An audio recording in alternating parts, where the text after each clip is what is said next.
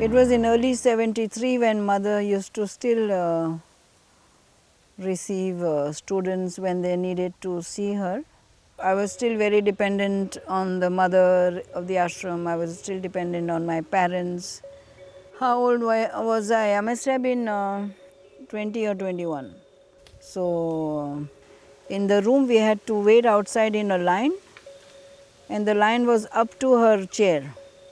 Like if I am with her, this is the mother, and if I am sitting down taking her blessings, a lot of people are in line waiting and witnessing what I am experiencing.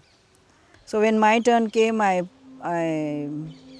put my head on her here, not the feet. And she kept her hand over me on my head. And I was full of joy, but when I was on her, my head was on her, it was big pressure. Big pressure. No, lot of, it was very heavy on my head. And of course, there was no way I could lift up my head. I had to just wait till she decided to remove her hands. That was the impression I always have now when I talk about it. It was like that. But at the same time, I was excited that she could spend so much time for me. No? For me, it was very long. It was first time and very long. And then I waited that she removed her hands. And then she took my hands in her hands. And then she looked into my eyes. And I just let her do that, and I was waiting, and I was looking at her and she was looking. And I had to wait till she finished.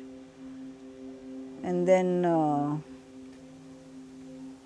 I went out and I went to school, and I was running, excited, so happy. I told all my friends that mother took my hands and she was looking into me, and I was so happy because she doesn't have generally time to do that.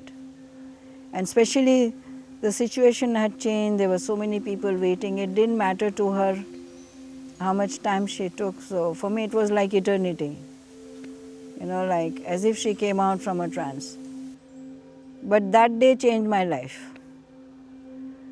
That was, it's like she's always there, watching you, going through difficulties, but she will not intervene or she will not tell you, you do this, you do this. But the grace and protection was always there.